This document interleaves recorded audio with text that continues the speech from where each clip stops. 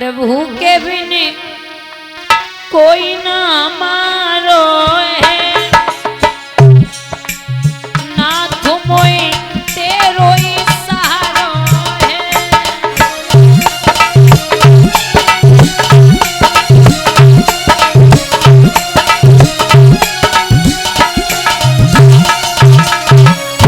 ए भैया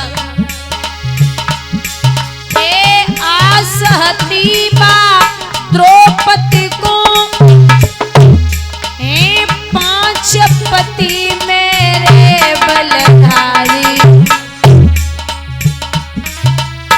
भीषम करण द्रोण बैठे रे, लुटन नदिए लाज हमारी।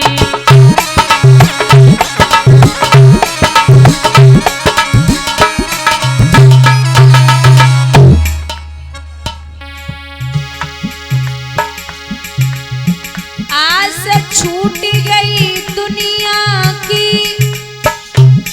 तब माया पति की आस लगाई। एक खींच ले बल दुश्मन के और तीनों अंबर चीर बढ़ाई।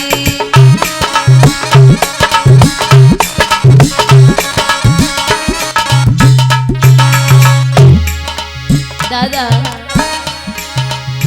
घोर घमंड तो गज को, 27 पूत और 30 मेरे नाती, गिराने आई के पकड़ लियो जल, भीतर कर गई उनकी ख्वारी।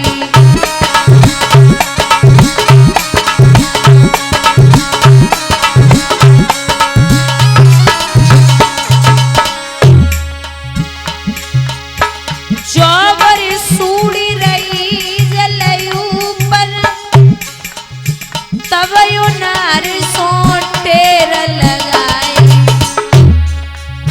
गिरा को आए पछाड़ी दियो, गजपति के दीने पन छुटाई।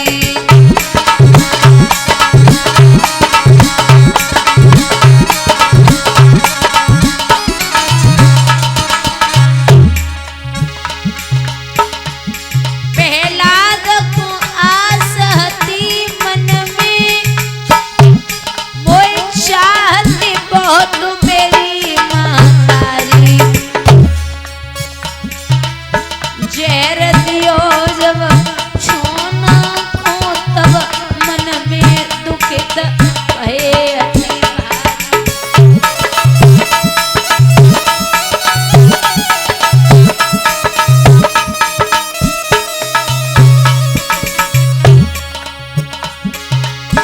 याद भुलाए सब दुनिया की, तब माया पति की आस लगाई। खम फार के प्रगट भये वे, ताकों लीनो कंठ लगाई।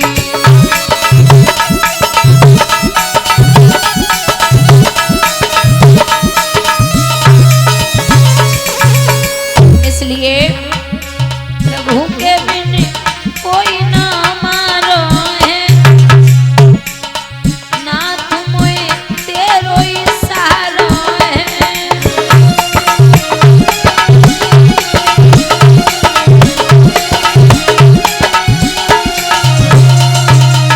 बोलिए गोविंद भगवान की।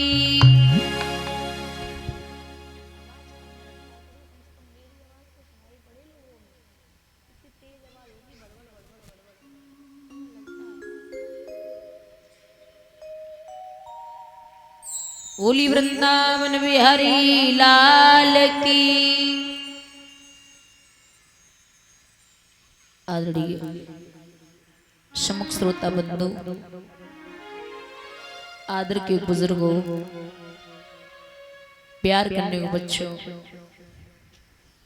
सीता, अनुसुईया और सावित्री जैसी हमारी मात शक्ति दूर दूर से आए हुए हमारे आगंतुक मान भाव,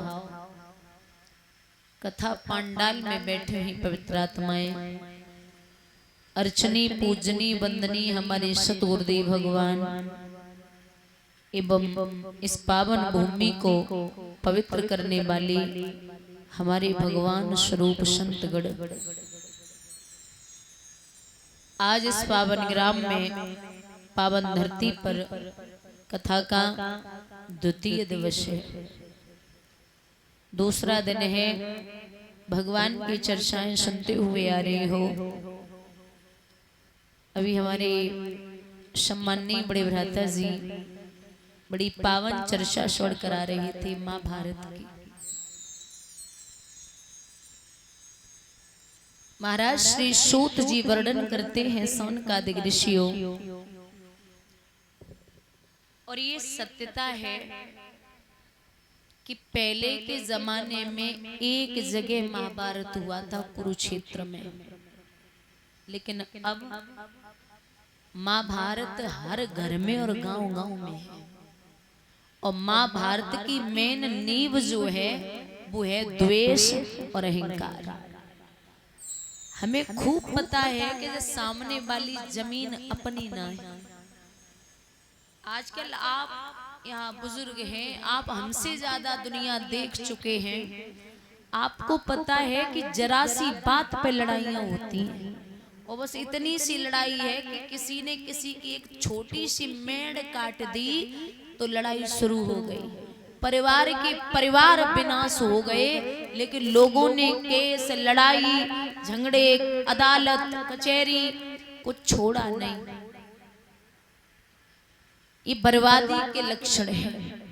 और जबकि सबको पता है कि हमें ये जमीन साथ नहीं ले जानी, तब भी इतनी सी जमीन के लिए व्याकुल होते और लड़ाई कर लेते हैं। और तो छोड़ो, परिवार में लोग मर भी जाते हैं, और जितने की खेती नहीं है ना उतने पैसे केस अदालत में खर्च कर देंगे, लेकिन खेती नहीं छोड़ेंगे।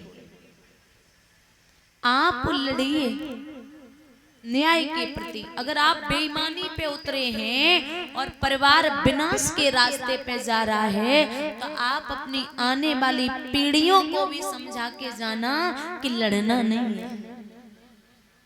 मैंने कई परिवार ऐसे देखे हैं कि पूरी जिंदगी हो जाती है जरा सी जमीन के लिए। भाई भाई आपस में खान पान जो होता है ना, खाना पीना, शादी विवाह, कोई फंक्शन होता है, पूरे परिवार की ऐसी लड़ाई बढ़ती है कि 60-70 साल तक भाई भाई आपस में बात नहीं करते। मनाना पड़ता है तब भी नहीं मानते। आप उस तरीके से चलिए, आप उस रास्ते पे चलिए, क्योंकि कौरव और पांडव परिवार के थे, भाई भाई थे, लेकिन जरा सी बात पे इतना बड़ा महाभारत हो गया। व्यास जी ने 17 पुराण लिखे, लेकिन मन को शांति नहीं है। और मैं हमेशा समझाती हूँ, आदमी लाखों करोड़ों रुपए खर्च कर दे, चाहे बिटिया की शादी करे, चाहे लड़के की शादी करे, चाहे भागवत कराए, और मन को तसल्ली नहीं है, तो वो काम किसी तरीके से पूर्ण नहीं माना जाएगा। आप पैसे खर्च कर लो और काम भी अच्छा नहीं लगे, तो वो फिर पैसे भी गए और काम में मन नहीं लगा, तो सब व्यर्थ है। 17 पुराण लिख दिए। तो बाबा नारद ने कहा कि हे व्यास जी, कुछ ऐसा लिखिए जिसमें भक्ति रस भी हो, प्रेम रस भी हो, भाव भी हो,